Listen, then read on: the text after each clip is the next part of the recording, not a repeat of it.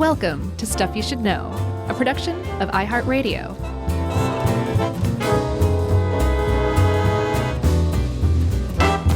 Hello and welcome to the podcast. I'm Josh and there's Chuck and Jerry's here too.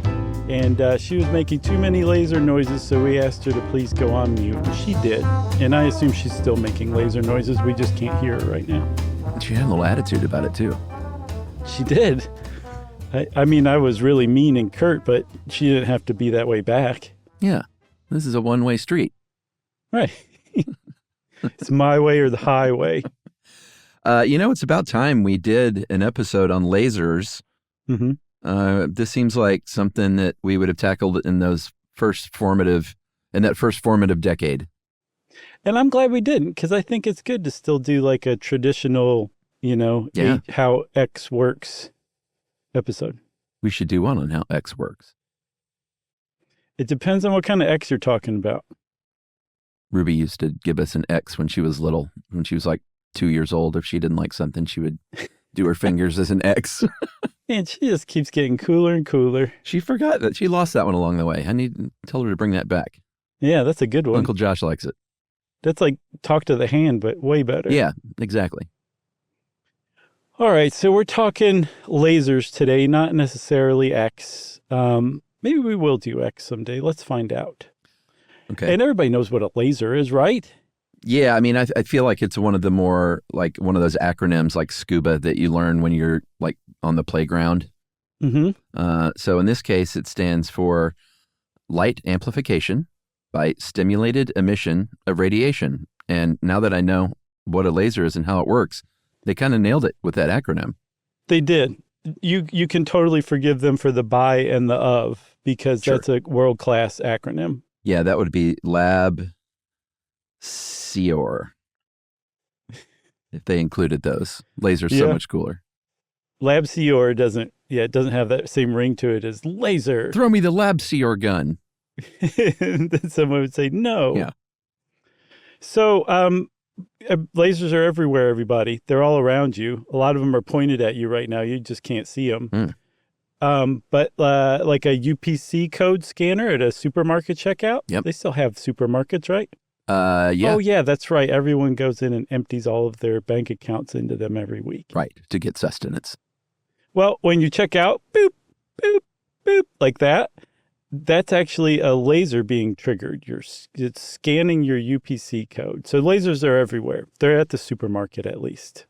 That doesn't necessarily mean you understand them. I didn't understand them until we started to research this. Did you? No, and it's really not that like hard to wrap your head around. Actually, I was kind of dreading this, but it's Dave did a great job with this article, sort of like here. In the traditional sense, like he said. Mm-hmm. Yep. And he does a good job initially by sort of laying the groundwork of regular light compared to a laser light, and I think that's a great way to start. Well, yeah, if we're going to talk about lasers, we're talking about light. We kind of need to go back a couple of steps and say, okay, there's different kinds of light, like the light we think of as sunlight or a light bulb or something like that. What we would call generally white light is, as a lot of people know, all of the colors of the spectrum, the visible light spectrum coming together to form white light. That's right. Many different wavelengths. But just like, elementary school science, when you get that prism and your little mind is blown, it still kind of blows my mind. You scatter that light into its different wavelengths. It's so beautiful. And it's the colors of the rainbow there. But, and this is something that I don't think I even realized this. Even those different wavelengths, it's not a single wavelength. It's still a spectrum of different wavelengths creating the red or the blue or the yellow or whatever. And that's kind of where we find ourselves departing in what a laser ends up being. Yeah, because, so for example, the yellow band, what we see as yellow in the visible spectrum occupies the 570 nanometer to 590 nanometer range. You show off. Below that, I think you've got what? Red, orange, something like that? Roy G. Biv? Yeah. I can't remember. Above that, you've got blue, green, Roy G., green. And those just have different wavelengths. They're all electromagnetic light.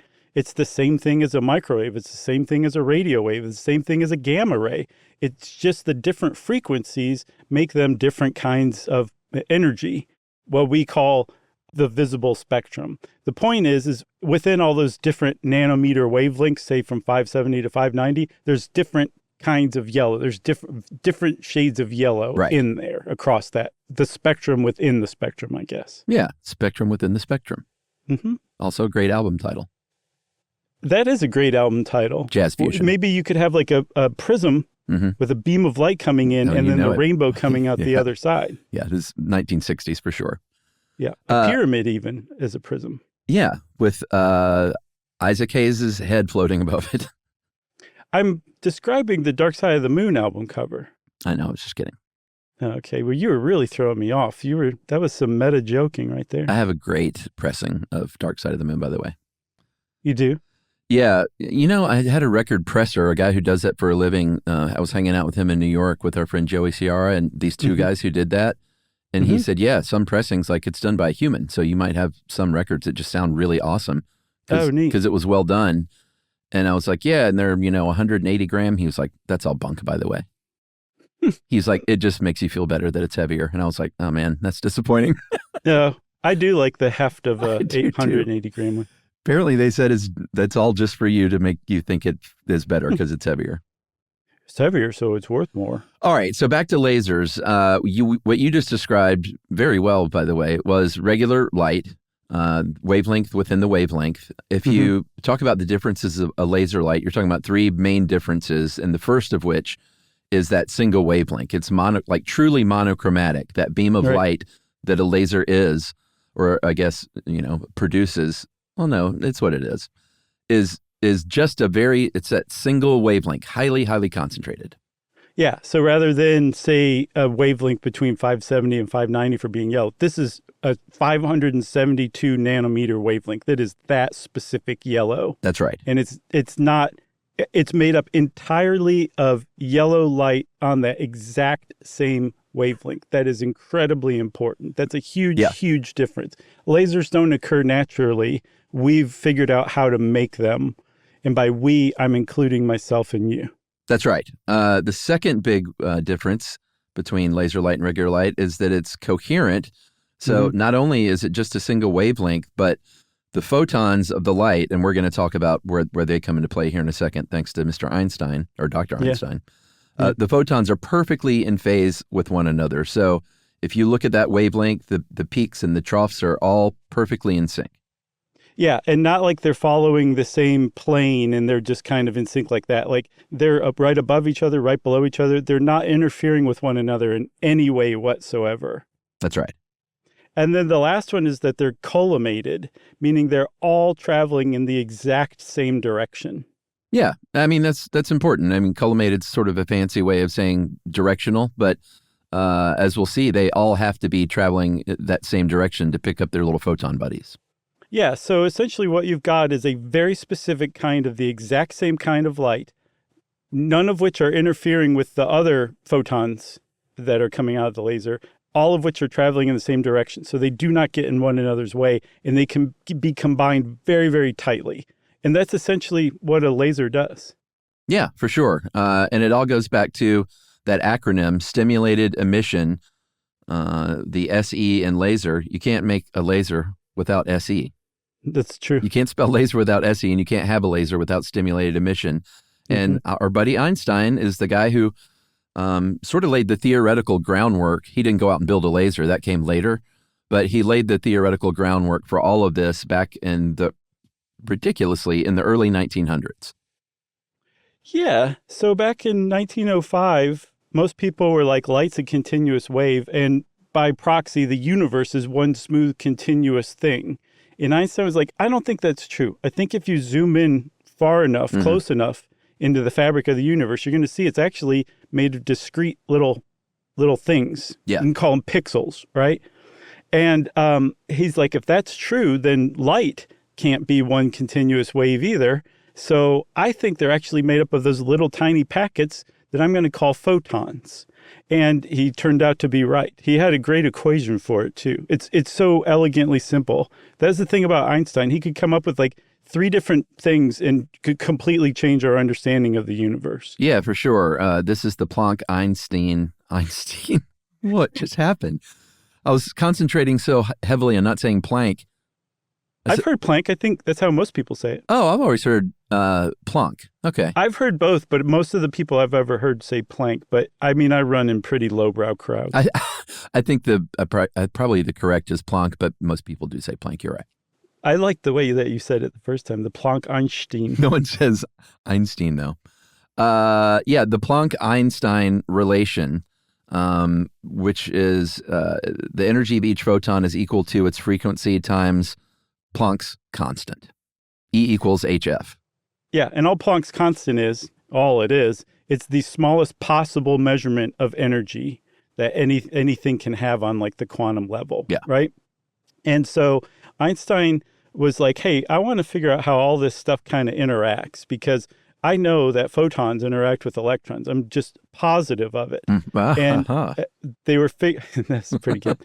They were figuring out, or he was figuring out, I think other people were at the same time, that when you have subatomic particles like an electron orbiting an atom, which if you go listen to our periodic table episode, I think we did a pretty decent explanation of how that symbolism or that visualization of it is not very correct. Mm-hmm. But for all intents and purposes for this, let's say that these electrons orbit in different orbits around the atom. And when a photon hits it, that electron goes up in energy, I think for like 100 nanoseconds typically. Yeah. And then it says, okay, I want to get back to my resting state. It's ground state, and it goes back to its previous orbital. But when it does, it poops out a photon. You know what's funny? What? As earlier when I was going over this in my head, I said poops out a photon. Sure. I mean, you and I, we share a brain when it comes to toilet humor. Yeah, that's true. Yeah, that's exactly right. So an atom is going to absorb that energy, and it can do that in a lot of ways. But let's just say in this case, it's like it gets heated up, like literally heated up. Mm-hmm. Those electrons are going to jump around and get excited. But once that makes it unstable, but it wants to be stable. So when it goes back to that state, you're right. It poops out that photon. Einstein saw this, called it spontaneous emission. Yeah. And this happens all the time, all over the place in nature. These photons are getting pooped out all over the place. But Einstein was like, well, hey, if it happens all the time naturally, he theorized maybe we can stimulate it to do this. Maybe we can make this happen and control that emission. Yeah, because here's the thing, right? Like you say you have a photon that hits an atom and knocks an electron into the higher energy state, and then that electron poops out a photon. Well, that electron has just absorbed the photon. Right. So another way of looking at it is the photon essentially goes into the electron and comes back out the other side, kind of. But there's only one photon ever. One gets absorbed, one's produced. What Einstein figured out is with stimulated emission, you can use a photon to create another photon without losing the first photon. And if you do that a bunch of times, buddy, you can have like you could make a basket with your shirt and fill it with photons if you do it right. Yeah, I mean, he realized that photons like to hang out with one another, so it doesn't take a lot to get them, traveling in a direction and saying, "Hey, buddy, come with me," and it creates this sort of like a snowball, like a cascading effect, where if you can get them in an excited state and stimulate them and have them pick up other photons and have them all travel in the same direction, you're like halfway toward Laser Town. Pretty much. You can see the outskirts of town and the lights shooting up in the sky. Yeah, you can. So, so that's stimulated emission. And the key here is you don't have to spend a photon to get a photon, right? You can excite the atom in other ways. As long as it's already in its excited state when the photon comes along, it's going to produce another photon. Now, for the purposes of lasers, what's really, really important here is it is going to produce an exactly identical photon as the first one that passes by. Going in the same direction. Traveling in the same direction, and it's not going to interfere with the first one. So they're cohesive, and they're collimated, and they're exactly the same. They're monochromatic, which, as we said before, those are the things you need for a laser. So Einstein figured out back in 1917 how to make a laser, and then was like, you guys figure it out. I'm going to think about some other stuff. Yeah. And if you say, well, wait a minute, I thought you said 1905. Like, it even took Einstein a little while to get there, That's right. Took a little while. So should we take a break? Yeah, I feel like a break is imminent. All right. We'll be right back with more lasers.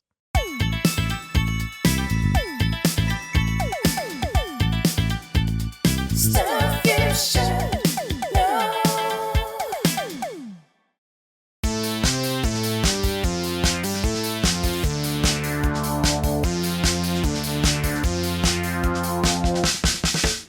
All right. So when we left, Einstein did some great work, kind of laying the groundwork, this theoretical foundation of a laser. Mm-hmm. And then he was like, guys, I like to think of things with my brain and say them out loud and write them on chalkboards. Right. If you want to build this thing, fine. Maybe slide me some cash. But I don't do that kind of work. So people did, though, that followed in his footsteps. And in the 1950s, there was a physicist named Charles Towns. He worked at Bell Labs, and he was doing research on microwaves, microwave radiation, and he was trying to. He didn't know it yet, but he was halfway to Laser Town because he was trying to find ways to concentrate a beam of microwaves in this case. What's nuts is this guy figured it out. He just basically tinkered around and made his own version of a laser, but rather than using light, he used microwave beams, right? Yeah. He built like a thing. Yeah, he used ammonia atoms. He put them in a sealed chamber, and he got them to essentially emit microwave radiation that he was able to concentrate into a beam, right? So that cascading effect happened just like we discussed before. And essentially, the only difference is it wasn't a light, it was a microwave beam. And to test it, he aimed it at the front pocket of a passing colleague, Percy Spencer, who happened to have a chocolate bar in the front pocket of his shirt. We talked about this, I think. And melted it. Yeah. And Percy Spencer never forgave him because that was his favorite short sleeve button down shirt. I think we talked about this. Did we do one on microwaves? Yeah. Okay. Well, that would be exactly where we talked about it then, probably.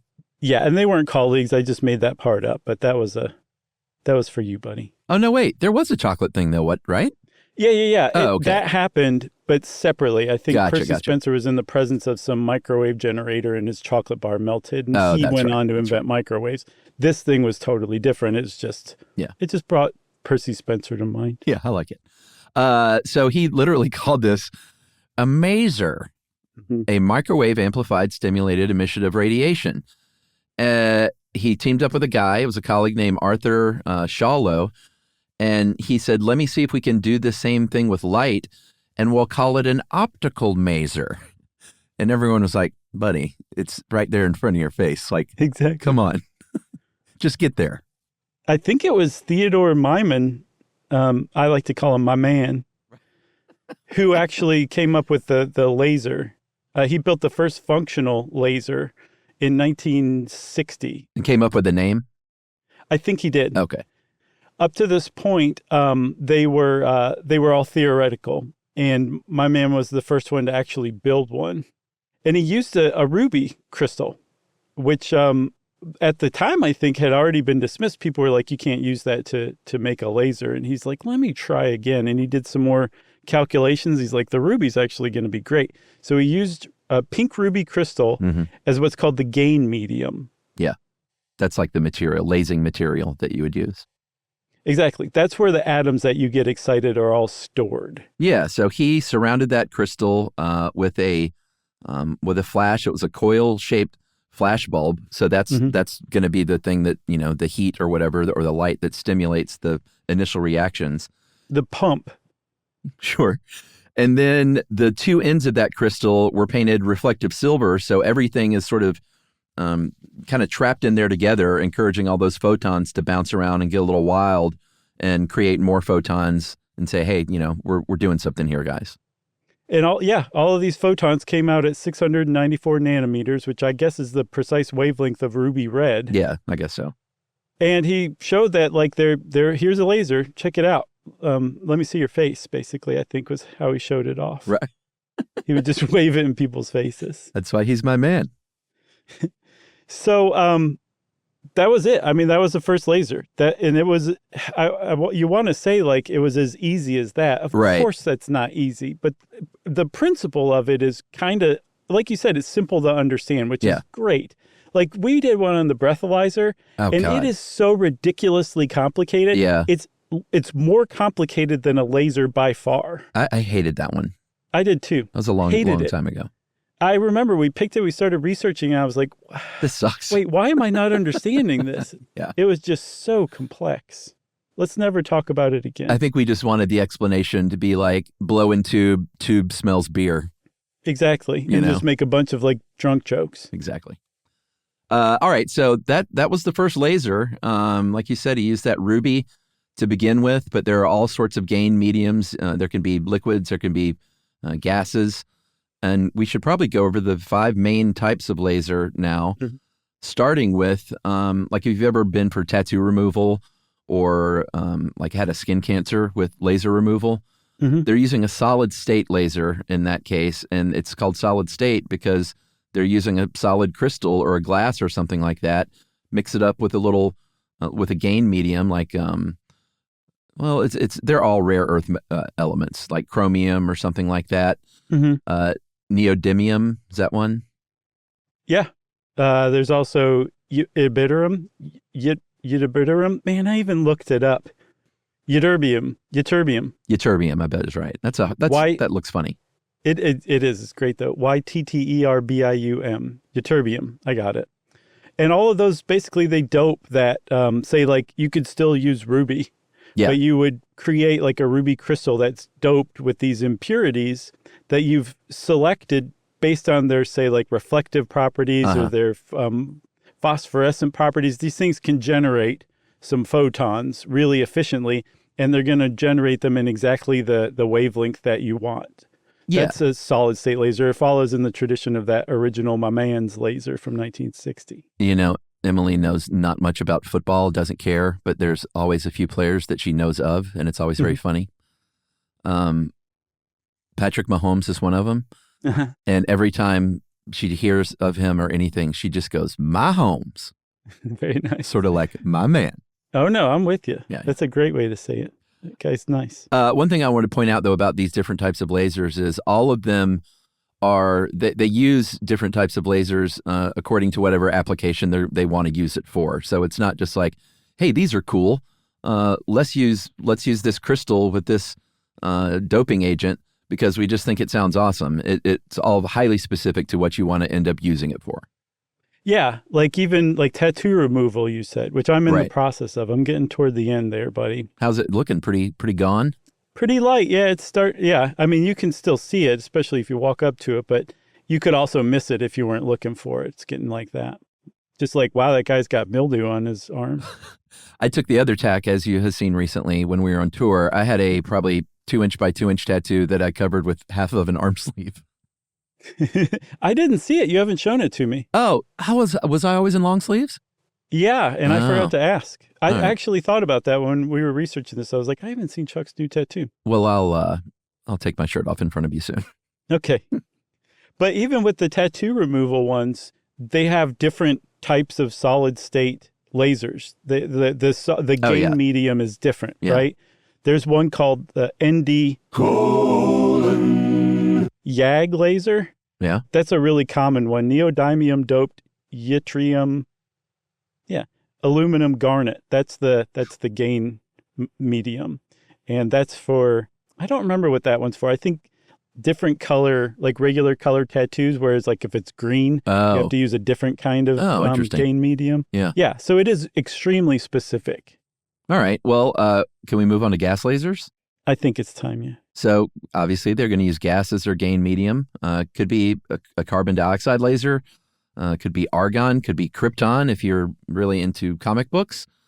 And these are different than solid state lasers, obviously. In solid state, the atoms are excited by a light source. In this case, it's an electrical current that's going to get them going. Yeah, it gets them excited. There's all sorts of stuff you can use with gas lasers, but probably one of the most famous one is using a carbon dioxide as the gain medium, and those things can get those photons going. You can weld with it.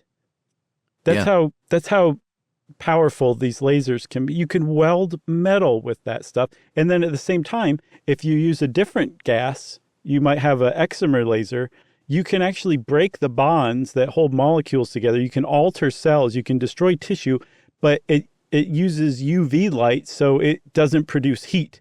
So that's how you can use that on someone's skin without burning them, but still, say, removing like a squamous cell or something. Yeah, or if you've ever heard of something being laser cut, then it's probably going to be a gas laser doing that business. Yeah, hopefully that you didn't hear about that from a squamous cell being removed. Right. There's also fiber lasers. These are very special lasers. I don't know how they found this out, but scientists concluded that the cloaks usually, or the textiles found with bog bodies, have some sort of magical properties that if you use them as a gain medium, they make really great lasers, hence fiber lasers. Right, but in this case, they're used in conjunction with a fiber optic cable. So these are obviously have long been used in telecommunications and stuff like that. And because they are used in conjunction with an actual cable, they're very, very efficient. So they convert more than 50% of the electricity that's input into light, but that ND YAG laser has about a 3% efficiency rate. Yeah, that's pretty efficient. That's another way that lasers are part of your everyday life. If you have fiber internet, like you have a laser on one end that your ISP is using to send communications or encoded information along a fiber optic cable, and your modem is basically a laser receiver that translates it into whatever your router needs to explain it to you. Yeah, that breaks my brain like vinyl records does, you know? Yeah, it's pretty cool though. And that's the thing. So it's just like when radio, with radio waves, we figured out how to encode information in radio waves. We figured out how to do that with light. It's just lasers are way more efficient. They can travel way longer than radio waves can. And apparently they're starting to look into this to transmit information between the Earth and the moon. Oh boy. So you'll just be able to, you'll have basically not even fiber optic internet. You'll have laser internet on the moon. Wow. I think that's wow too. Yeah. What about liquid lasers or dye lasers? I should probably say, because you played that so straight, my explanation of what the gain medium is for fiber lasers, I just made that up, everybody. Oh, I fall victim again. Did you? You thought that they used the cloaks from bog bodies for that? Man, all of this stuff is so brain breaking. Nothing would, you could say human feces and I'd be like, yeah, of course. That'd be gross, but I'll bet you could. I think you could use anything with atoms that's excitable to potentially make a laser. You've become such a good straight person that it's just hard to tell anymore. It's hard to tell with you too. Hey, thanks. Yeah, thank you. Liquid lasers or dye lasers, these are sort of brain breaking too. They use organic dyes as the gain medium, which is kind of crazy to think about. But each dye will produce a different laser light because they're going to have, because it's a color, like a different wavelength. Right. And these are really cool because you can actually tune them to you can manipulate them and tune them within a very specific range for specific uses. Yeah, so one laser can be used for all sorts of different things, which is, I'm sure, quite cost efficient. Yeah. I think that's one of the downsides of solid state lasers is it's like one thing you can do with one laser. Yeah. Although it would be cool if it's just a cartridge you can pop out and put in a new crystal. Yeah. That'd be sweet. They should work on that. They have to be, the cost of lasers have come down tremendously. I'm sure we'll eventually get there. Yeah. Just ask my cat. My cats with an S. Well, let's talk about that. We're kind of at that point. Do you play with your cats with laser pointers? No, I have, but they always get lost because they're always small. Oh, gotcha. Well, that is actually a kind of laser. That's why they call them laser pointers. They're the weakest laser. Yeah. But they use diodes, which are two different materials that when you put them together with a place where they interface creates an electron exchange and hence a flow of electrons, and that creates electricity. So that's what these things are powered by. This is the way that the light photons get made from the excited atoms. And they're super cheap. They're not very powerful. And that means that over a fairly short distance, I think like hundreds of meters, they're not a tiny point any longer. Yeah. And I was looking into this because when I hear laser pointers, I think of jerks like trying to shine it in the light of an airline pilot. Oh, sure. That's a real problem, actually. I think Yeah. it happens a couple thousand times a year in the U.S. alone. Yeah. Concerts, too. People do that stuff. Sure. But the reason you're not supposed to do that with airline pilots is because by the time it reaches the cockpit, it is spread out so much that it's just, it's like a huge ball of light Yeah. that is so bright in the cockpit that they can't even see the instruments anymore. Yeah. So it's not like you're just putting like a little dot on somebody's cheek. You are blinding everybody in the cockpit right then. So it's a huge problem that you really should not do. Yeah. And also, what's funny about messing with someone doing a very important, dangerous job where hundreds and hundreds of lives are at stake? Yeah. Let's mess with that person. Yes. And I think everyone's parents should sit them down and say, Yeah. let's talk about laser pointers because you probably aren't grasping what a problem this is. Yeah. Agreed.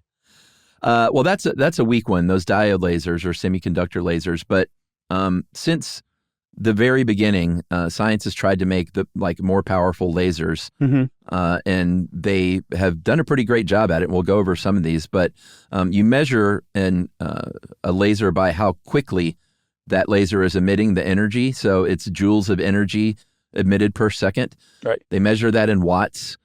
And they figured out pretty early on that a continuous beam of light emits a constant amount of energy over time. So they were like, hey, I bet we can make these even more powerful if we cut that off very quickly over and over and over and emit pulses of energy, because it builds up and it just gets stronger and stronger. And they tried it out and it really worked. Yeah, pulsed lasers, right? Because like you said, a traditional laser, it's the same amount of energy the whole time the beam is on. With a pulsed laser, it's kind of like stopping up the beam of light so that the energy builds up behind it, and then you open it up again, and when you release it, it's this ultra concentrated beam of energy. And it's mind-boggling how fast this happens. So fast that your puny brain just sees it as one constant beam of light. Yeah. And we don't have the technology to slow it down enough, I don't think, to see the pulsing, because we're talking billions, trillions, quadrillions, quintillions of a second, how frequently that thing is pulsing. Yeah, it's incredible. I think they first demonstrated that in 1961 with that ruby laser. And I think they ended up with 100 nanosecond burst in 1961, which is pretty impressive. Yeah, for sure. Because a nanosecond is a billionth of a second. Yeah.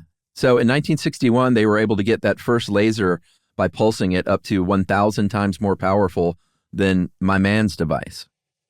Yeah. This was a year after he built that first laser, right? Yeah.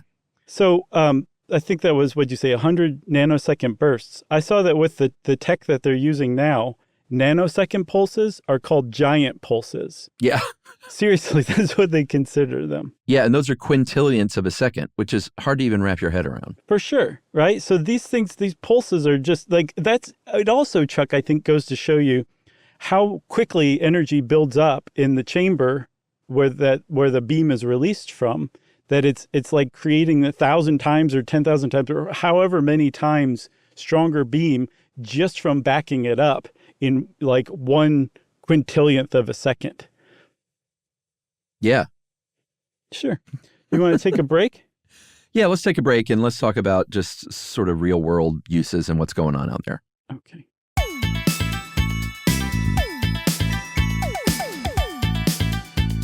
Stuff you should know.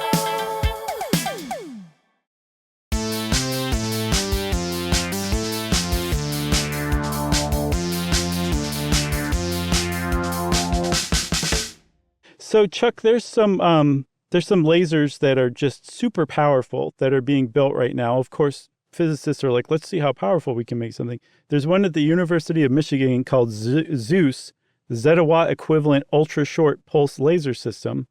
And then there's one in the UK that's being built called the Vulcan laser.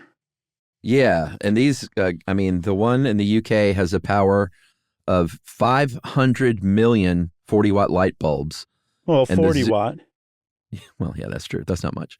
And the ZEUS can generate a pulse of light that's 25 quintillionths of a second long. Mm-hmm. And so... But you wait, may how be- much energy does it release? 3 petawatts, baby, which is 100 times the total electrical output of the entire world in one quick burst. So these things they're like, they're so powerful and energetic that one of the main things they're going to be used for is to study what it's like inside a black hole or a star or something like that. That's like what they're able to recreate and see what happens when it bounces off of an apple or something like that. What happens when you bounce a black hole off of an apple? Yeah, that's basically why they're trying to create these this powerful. It's not so they can blow up the Death Star, even though that's a good case use. It's so they can recreate like the energy and the inside of a star and find out the mysteries of the universe, basically. Exactly. There's another thing you can use really, really powerful lasers for, and that's nuclear fusion. And we did a whole episode on nuclear fusion, I think in 2019. That was one of my favorites of all time.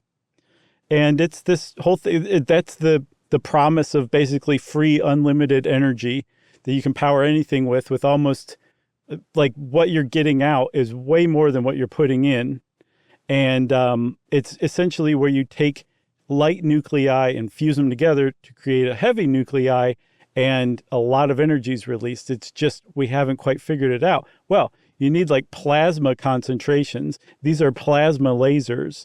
And apparently in 2022 at the Lawrence Livermore lab, they used 192 of these lasers to essentially create the world's first nuclear fusion reaction that produced more energy than was put in. There was a net gain.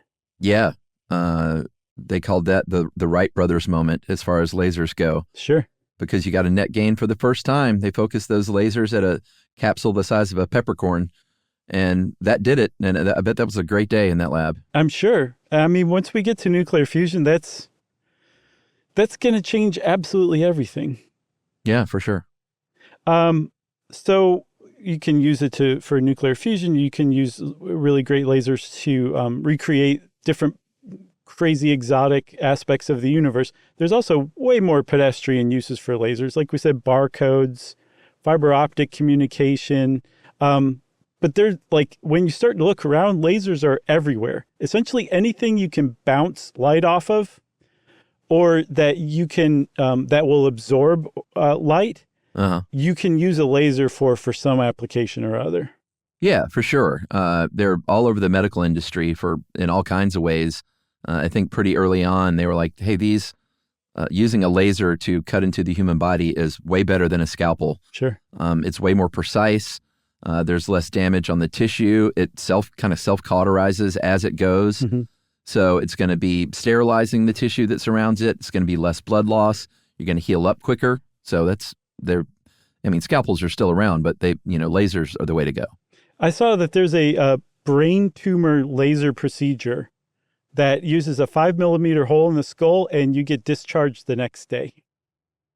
That's how accurate and amazing these things are. Plus, also, it's way easier to attach to a robot than to give a robot a scalpel to use. Yeah, I hate to bring it up again, but that was just on an episode of The Pit. That exact case use that you just mentioned. The laser tumor? Yeah, the tiny hole in the skull. We started watching it. I gave it another try. Yumi and I did, and it is pretty good and engrossing. Yeah, and gross. It is. Yeah, and I figured out too, watching last night, I kind of forgot the reason why I was saying there's so much of Noah Wyle over-explaining everything to all the younger doctors and residents is because it's a teaching hospital. Yeah, there you go. Which is a great vehicle to explain whatever the heck is going on to the viewer at home, Yep, for sure. All right, so back to medicals, since we're talking about the pit. If you ever had an endoscope, that's, when they put a long flexible tube down your throat a lot of times, or up your nose, or who knows what holes they can put them into these days. It depends. If it's a rubber hose, you know where that goes. That's right, Vinny. Essentially, you can access these tough-to-reach areas with these tiny little tubes. And in this case, you can have a laser attached to it and send it in there to shrink a tumor, like you were talking about. Right. And then you can also use them to do things like destroy the epidermis and then heat up the dermis underneath to get rid of like spots or something like that for all sorts of aesthetic dermatological applications. Yeah, cosmetic stuff. Yep. Tattoo removal, that kind of thing. LASIK. What about LASIK? Yeah, LASIK is a big one. That has become vastly improved as lasers and robots have improved. I think it first became approved in the U.S. in 1999.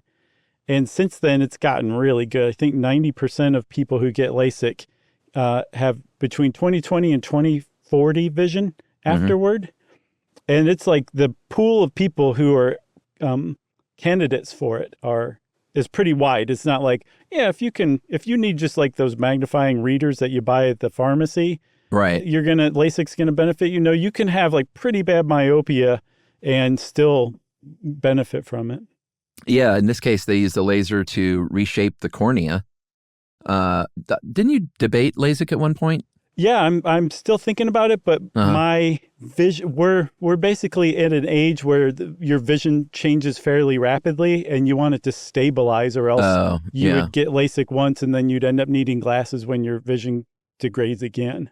I think Emily has been debating it too a little bit lately. I'm not sure why. I looked into it and I was convinced like this is pretty safe and effective, and yeah, I would do it. I'm just not there yet. I feel like when I've seen you lately, you're having trouble with that contact lens. Because it's been wintertime and dry, and it makes them it makes it easier for it to like fold over or something like that, pop out. Sucks. Sorry. There's also weapons. Of course, you can use lasers for weapons. Apparently, the Army, the Navy, and the Air Force are developing laser weapons to different levels of success.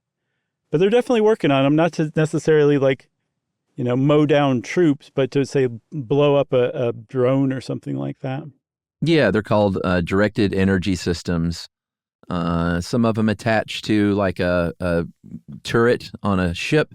Those seem to work pretty well for, like you said, like taking down a drone or something like that. They have others. I think the Army has one, a 50 kilowatt that's on an armored fighting vehicle, but that hasn't done so well because, for a laser weapon to be pretty effective, it has to be super tightly focused and pretty locked down. And they're like, hey, we're driving this thing around. And it's not very accurate. Right. And that's the Stryker armored fighting vehicle, Stryker with a Y. Yeah. It's like they look to G.I. Joe stuff to come up with names for it. For sure. There's also, this one's pretty sweet too. It's laser cooling. And there's also so many different applications. Like you can track soil moisture from space to see how bad a drought is. You can track how badly ice is receding in the polar areas. You can do everything with lasers. They're really great, in case that hasn't gotten across so far. But this one to me is just amazingly cool. Yeah, no pun intended. Laser cooling. What they're doing is basically kind of freezing an atom or a molecule in place. It's also called a particle trap. And it's the same sort of physics of stimulated emission, but kind of in reverse. Yeah, when an atom poops out a photon, that kind of pushes it in the opposite direction that the photon's traveling. They figured out that they can use lasers to basically balance that out. So these things are still producing photons. They're still doing their thing. They're in energetic states and oscillating and doing all sorts of stuff like they're supposed to, but they're just not moving around in space while they're doing it. Yeah. So it's like a tractor beam holding it where you want it. Yeah, it just slows it down such that it's basically stopped. Yeah, but it's still doing its thing. It's just not moving around while it's doing it, right? So now that you have an atom trapped, you can do something like this is the future of atomic clocks. You can measure the oscillations of that one specific atom so precisely that atomic clocks are about to be just ridiculously more reliable than the atomic clocks today, which I think we can all agree are pretty reliable. So that's a huge groundbreaking use for that. Yeah, for sure. I mean, it's easier to study something that's sitting still. Exactly. Yeah. Now that I think about it, that basically overcomes Heisenberg's uncertainty principle, where you can't measure something and know where it is at the exact same time. Apparently, Heisenberg didn't think of lasers. That's the nerdiest sentence you've ever said. Oh, come to think of it. You got anything else? I got nothing else. That, there's obviously a lot more, but I think that was a good old-fashioned overview of lasers. Agreed, man. And since Chuck said old-fashioned, he just accidentally triggered listener mail. I'm going to call this an answer to a question. I love it when we put out a question, we get answered. We were talking about color psychology, and I wondered, because I have a African-American church around the corner from me. Oh, yeah, the purple. Actually, yeah, purple. And we heard from a listener. Hey, guys, I'm writing to share some insight regarding the mourning colors at the nearby church. While traditions can vary between African-American churches, I hope the following information is helpful. In the 21st century African-American traditions, it is common for individuals attending a funeral to wear the deceased person's favorite color, which is what I thought might be happening. Oh, neat. In some cases, all in attendance are encouraged to do so, while in others, it's reserved for family members. Regarding the use of purple specifically, this color is typically associated with royalty in Jesus Christ. If you consistently see purple at the church, it may signify recognition of the deceased returning to God, or maybe just the person's favorite color. So I truly appreciate your program. Allows me to stay present and provides a welcome escape from the daily news cycle. I look forward to becoming just a tad bit smarter as I continue to be an enthusiastic listener. Cordially, Teresa. What a lovely email. That was a great email, Teresa. Thank you very much for it. And now your mystery's solved, Chuck. That's right. We love emails that solve mysteries that we were wondering about. So if you've got a solution to one of our mysteries, we would love to hear it. You can also write in for any other reason. Just send your email to stuffpodcast@iheartradio.com. Stuff You Should Know is a production of iHeartRadio. For more podcasts from iHeartRadio, visit the iHeartRadio app, Apple Podcasts, or wherever you listen to your favorite shows.